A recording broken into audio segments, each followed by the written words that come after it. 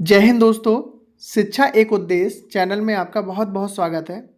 आज हम बाल विकास के कुछ महत्वपूर्ण प्रश्नों को डिस्कस करने वाले हैं। फर्स्ट क्वेश्चन देखेंगे इसमें, निम्नलिखित में से कौन सा मुख्य रूप से आनुवंशिकता संबंधी कारक है? आंखों का रंग, सामाजिक गतिविधि में भागीदारिता, समकक्ष व्यक्तियों के समूह के प्रति अभिवृत्ति या फिर चिंतन पैटर्न। तो इसका राइट आंसर हो जाएगा ऑप्शन नंबर फर्स्ट। आंखों का जो रंग होता है वो कैसा होता है? आनुवंशिक, है ना। आंखों का रंग स्पेशल आनुवंशिक में आता है, ठीक है। तो इसका राइट आंसर हो जाएगा आंखों का रंग। नेक्स्ट क्वेश्चन है, बाल्यावस्था होती है 5 वर्ष तक। नेक्स्ट ऑप्शन है 12 वर्ष तक, 21 वर्ष तक या इनमें से कोई नहीं।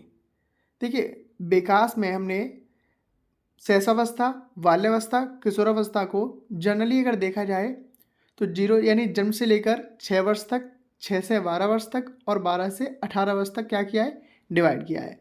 तो बाल्यावस्था होती है कब तक? 6 से 12 वर्ष तक। तो इसमें ऑप्शन हो जाएगा इसका ऑप्शन नंबर 2 इसका राइट आंसर हो जाएगा, यानी कि 12 वर्ष तक। नेक्स्ट क्वेश्चन है, विकास में वृद्धि से तात्पर्य है।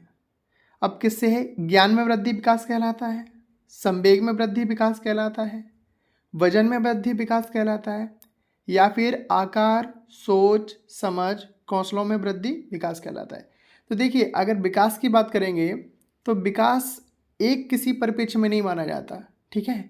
उसके कई सारे हमने क्या रखे? भाग कर रखे हैं। तो इसका राइट आंसर हो जाएगा ऑप्शन नंबर 4, ठीक है। यानी कि आकार, सोच, समझ, कौशल, इन सभी में वृद्धि क्या कहलाएगा? विकास कहलाएगा, ठीक है। विकास के आयाम वृद्धि से बिल्कुल अलग है ना। तो राइट आंसर हो जाएगा इसका आकार, सोच, समझ और कौशलों में वृद्धि ही क्या है? विकास होता है। नेक्स्ट क्वेश्चन देखेंगे, निम्नलिखित में से कौन सी किशोरावस्था की मुख्य समस्याएं हैं? ऑप्शन दिए गए हैं, संवेगात्मक समस्याएं। क्या संवेगात्मक समस्याएं किशोरावस्था की समस्या होती हैं? ठीक है। नेक्स्ट देखेंगे, शारीरिक परिवर्तनों की समस्याएं। बिल्कुल सही है, यानी किशोरावस्था में देखा होगा कि शारीरिक परिवर्तन तेजी से होते हैं जो बालक समझ भी नहीं पाते हैं, है ना। तो उनकी शिक्षा टीचर्स को या माता पिता को धीरे धीरे उनको देते रहना चाहिए। नेक्स्ट है समायोजन की समस्या। बिल्कुल सही है कि समायोजन भी करने में उनको कैसी होती है? कठिनाई होती है ना, क्योंकि उनके संवेग में उथल पुथल होता है और जो सामाजिक आचार विचार हैं ये सारी चीज़ें कहीं ना कहीं किशोरावस्था में प्रॉब्लम खड़ी करती हैं। क्योंकि किशोरावस्था में जितने भी किशोर हैं उनको लगता है कि हाँ मेरी बात सही है, मैं ही इसको क्यों मानूं, मेरी बात को क्यों नहीं माने। तो कई तरह के ऐसे जो बातें हैं जो उनको वो समायोजित नहीं कर पाते हैं। तो इसके लिए इसका आंसर हो जाएगा ऑप्शन नंबर 4, यानी उपर्युक्त सभी, ठीक है। ऑप्शन नंबर 4 उपर्युक्त सभी इसका राइट आंसर हो जाएगा। यानी संवेगात्मक समस्याएं भी हैं, शारीरिक परिवर्तनों की समस्याएं भी हैं, समायोजन की समस्याएं भी हैं। तो ये सारी की सारी क्या है? किशोरावस्था की मुख्य समस्याएं हैं, इसलिए आंसर हो जाएगा इसका ऑप्शन नंबर 4। नेक्स्ट क्वेश्चन है, बाल विकास का सही क्रम है। अब देखिए, बाल विकास का सही क्रम क्या है? तो बाल विकास में व्यक्ति कोई भी बच्चा जो जन्म लेता है, जन्म के बाद उसका शैशवावस्था, बाल्यावस्था, किशोरावस्था, यौवावस्था और प्रौढ़ावस्था। अब इसमें ऑप्शन दिए गए प्रौढ़ावस्था है। क्या प्रौढ़ावस्था है? बिल्कुल गलत। सबसे पहले प्रौढ़ हो जाएगा यानी बूढ़ा हो जाएगा। नेक्स्ट दिया है पूर्व किशोरावस्था, मध्य किशोरावस्था और उत्तर किशोरावस्था, ठीक है। नेक्स्ट देखेंगे बाल्यावस्था, किशोरावस्था और प्रौढ़ावस्था, ठीक है। आगे दिया है प्रोडक्ट अवस्था, बाल्यावस्था या शैशवावस्था। ये सॉरी प्रौढ़ा ही है ये, है ना। तो ये भी हमारा ऑप्शन क्या हो जाएगा? गलत। तो ऑप्शन नंबर 3 यहाँ पे राइट आंसर है, क्योंकि ऑप्शन नंबर 2 में सिर्फ किशोरावस्था की बात की गई है, ठीक है। नेक्स्ट क्वेश्चन है, वृद्धि एवं विकास का मुख्य सिद्धांत है। क्या सिद्धांत है? तत्परता का नियम, एकता का नियम, व्यक्तिक अंतर का सिद्धांत या इनमें सभी। तो क्या हो जाएगा इसका राइट आंसर? वृद्धि एवं विकास का मुख्य सिद्धांत क्या है? देखिए, वृद्धि आंसर इसका हो जाएगा ऑप्शन नंबर 3। क्यों? इसमें दिया है व्यक्तिक अंतर का सिद्धांत। देखिए वृद्धि और विकास में अगर हम बात करेंगे, हर एक पर्सन में विकास का जो क्रम है वो लगभग सेम ही रहता है, ठीक है। लेकिन अगर बात करेंगे व्यक्ति के विकास की, तो अलग अलग व्यक्तियों में, अलग अलग बालकों में हमने देखा है, जैसे किसी की हाइट थोड़ा जल्दी बढ़ जाती है, किसी की धीरे धीरे बढ़ती है, किसी की बाल्यावस्था में थोड़ा जल्दी बढ़ती है, किसी की किशोरावस्था तक आते आते, है ना। तो ये जो अंतर है ये सभी बालकों में, बालिकाओं में अगर देखेंगे तो भिन्न भिन्न पाए जाते हैं, ठीक है। इसलिए हम कह सकते हैं कि वृद्धि और विकास जो है ना, उसका जो मुख्य सिद्धांत है वो उनकी व्यक्तिगत अंतर पे क्या करता है, डिपेंड करता है। तो इसलिए इसका आंसर हो जाएगा व्यक्तिगत अंतर का सिद्धांत ही कहते हैं, ठीक है। नेक्स्ट क्वेश्चन है, कोहलर वर्ग के अनुसार शिक्षक बच्चों में नैतिक मूल्यों का विकास कर सकता है धार्मिक शिक्षा को महत्व देकर, व्यवहार के स्पष्ट नियम बनाकर, नैतिक मुद्दों पर आधारित चर्चाओं में उन्हें शामिल करके, या फिर कैसे व्यवहार किया जाना चाहिए इस पर कठोर निर्देश देकर। देखिए कठोर निर्देश तो ये ऑप्शन को क्या कर देता है, गलत कर देता है, ठीक है। व्यवहार संबंधी जो स्पष्ट नियम है थॉर्नडाइक ने दिए, धार्मिक शिक्षा मान्यता नहीं देते हैं इसमें। तो ऑप्शन नंबर क्या हो गया, ऑप्शन नंबर 3, यानी कि नैतिक मुद्दों पर आधारित चर्चा में उन्हें शामिल करके बच्चों को हम क्या कर सकते हैं कि उनके नैतिक मूल्यों का विकास कर सकते हैं, ठीक है। और वैसे भी नैतिकता का जो सिद्धांत दिया है, विकास से रिलेटेड जो सिद्धांत दिया है वो किसने दिए, कोहल वर्ग ने दिए। तो यहाँ पे भी राइट इसका आंसर हो जाएगा ऑप्शन नंबर 3।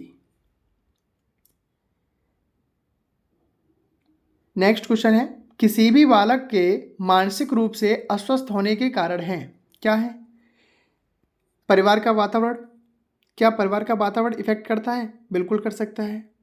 कक्षा का वातावरण, बिल्कुल सही बात है। आस पड़ोस का वातावरण, देखिए परिवार में मान लीजिए कोई एक ऐसा परिवार है जिसमें बच्चे सुबह से ही मतलब यातनाओं को झेलता है, मान लीजिए वहाँ पे कोई मारपीट कोई कर रहा है या गाली गलौज जैसी चीज़ें हो रही हैं, इस तरह का भी माहौल बन जाता है कई बार कई सारे परिवारों का। तो वहाँ पे भी बालक का जो मानसिक स्वास्थ्य है वो ठीक नहीं रहता, यानी वो कहीं ना कहीं मेंटली डिस्टर्ब होने लगता है। नेक्स्ट देखें कक्षा का वातावरण, मान लीजिए किसी कक्षा में बालक को कुछ उसके साथी जो परेशान कर रहे हैं, या फिर किसी टीचर द्वारा उसको कई सारी चीज़ों में निगलेक्ट किया जा रहा है, ऐसी कई सारी सिचुएशन बन जाती हैं। तो उसमें भी समझेंगे कि उसका भी, कक्षा का भी क्या पड़ता है, इफेक्ट पड़ता है। और बालक उन सारी चीज़ों को कहीं ना कहीं घर पे भी जाके सोचता रहता है कि सारी चीज़ें कि कक्षा में जाएंगे, उसका मन नहीं लगता कि हम स्कूल में जाएँ और एक कक्षा में जाके पढ़ें। तो ये नेक्स्ट आसपास का वातावरण बिल्कुल इफेक्ट करता है। हमारे आसपास का जिस तरह का माहौल होगा, इन्वायरमेंट होगा, वातावरण होगा, तो कहीं ना कहीं विकास में भी उसी तरह की भूमिका बन जाती है। तो इसके लिए इसका राइट आंसर हो जाएगा ऑप्शन नंबर 4, यानी कि किसी भी बालक के मानसिक रूप से स्वस्थ या अस्वस्थ होने का जो कारण है ना, वो सभी ये सारे बन जाते हैं। इसलिए इसका राइट आंसर हो जाएगा ऑप्शन नंबर सभी। नेक्स्ट क्वेश्चन है, एक अध्यापक की दृष्टि में कौन सा कथन सर्वोत्तम है। ऑप्शन दिए गए हैं, प्रत्येक बच्चा सीख सकता है, बिल्कुल सीख सकता है। सीटेट इस बात पे सबसे ज़्यादा जोर देता है कि प्रत्येक बच्चा क्या कर सकता है, सीख सकता है, ठीक है। नेक्स्ट दिया है कुछ बच्चे सीख सकते हैं, बिल्कुल गलत। नेक्स्ट है अधिकतर बच्चे सीख सकते हैं, ठीक है। नेक्स्ट दिया है बहुत कम बच्चे सीख सकते हैं। देखिए इसमें सबसे राइट आंसर हो जाएगा ऑप्शन नंबर ए, ठीक है, फर्स्ट हो जाएगा इसमें। क्योंकि एक अध्यापक की दृष्टि से अध्यापक हमेशा क्लास में जाके यही सोच सकता है कि भाई जितने भी बच्चे यहाँ पे हैं वो सारे सीख सकते हैं, और उसका जो माइंड है वो इसी पॉजिटिव वे में रहना चाहिए कि प्रत्येक बच्चे के अंदर एक अपनी क्या है, एबिलिटी होती है, योग्यता होती है, और वो कहीं ना कहीं कुछ ना कुछ जरूर सीखता है ना। तो प्रत्येक बच्चा सीख सकता है। नेक्स्ट क्वेश्चन है, व्यक्तिगत शिक्षार्थी एक दूसरे से डैश में भिन्न होते हैं। जो शिक्षार्थी हैं, बालक या बालिकाएं, जो विद्यार्थी हैं, वो व्यक्तिगत एक दूसरे से किस तरह से भिन्न होते हैं, वृद्धि एवं विकास के सिद्धांतों पर, विकास की दर में भिन्न होते हैं, विकास क्रम में भिन्न होते हैं, या फिर विकास की सामान्य क्षमता में होते हैं। देखिए विकास की जो अगर बात करेंगे, वृद्धि और विकास के सिद्धांत तो वो सब पर अप्लाई होते हैं, प्रॉपर तरीके से लागू होते हैं, ठीक है। तो इसको तो हम गलत कर देंगे।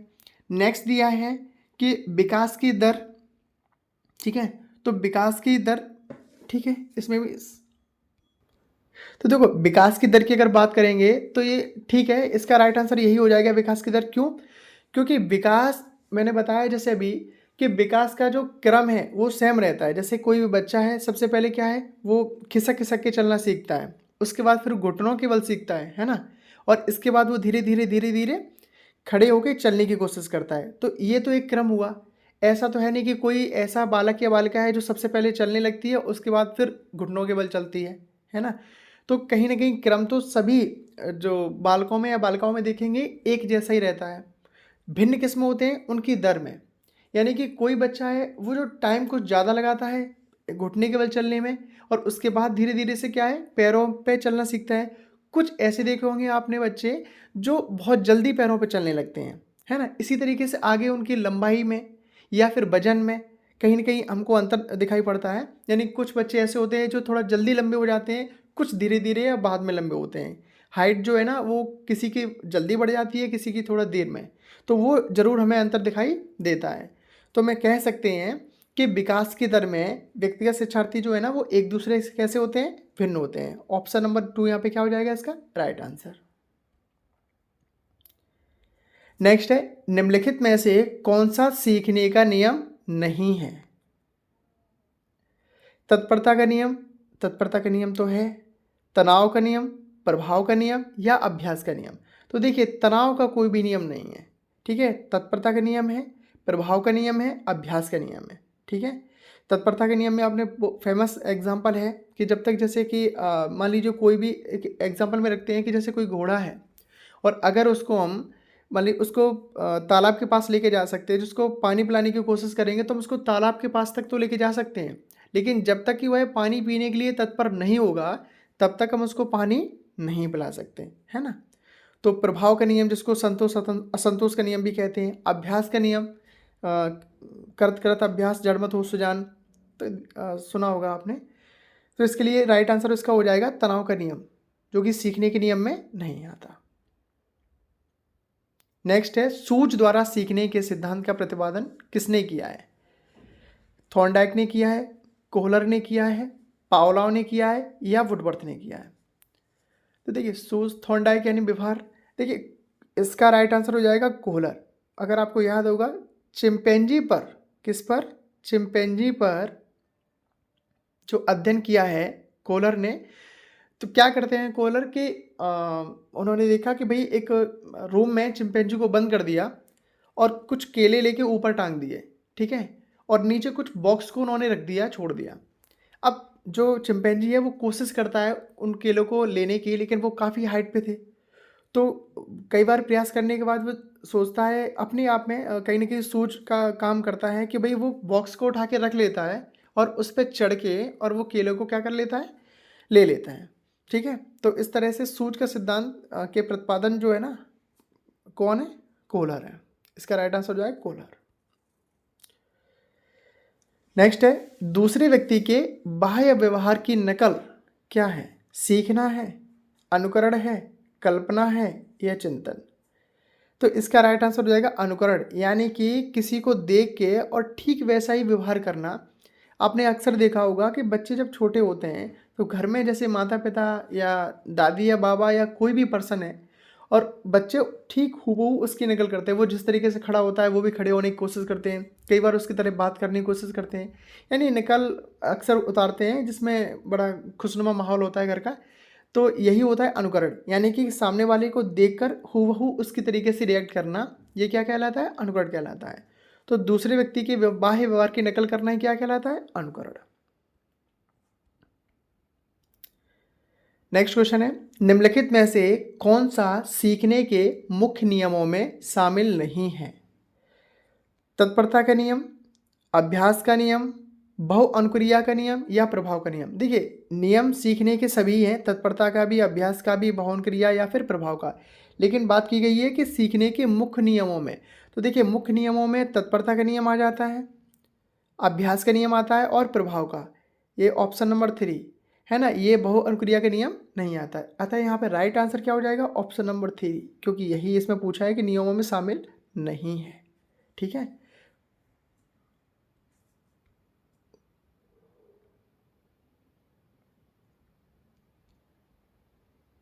नेक्स्ट क्वेश्चन है, सुरेश सामान्य रूप से एक शांत कमरे में अकेला पढ़ना चाहता है।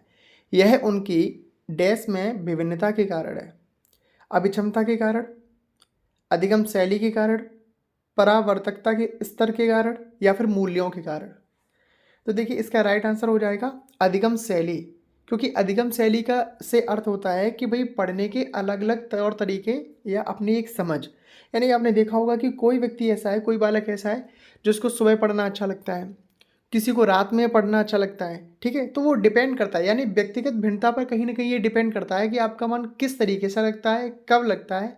तो ठीक है, तो वही दिया है कि सुरेश सामान्य रूप से एक शांत कमरे में, ठीक है, उसे किस तरह से पसंद है, एक शांत कमरे में पसंद है, तो वह उसकी अधिगम शैली पर डिपेंड करता है। इसके लिए इसका राइट आंसर हो जाएगा ऑप्शन नंबर 2, अधिगम शैली।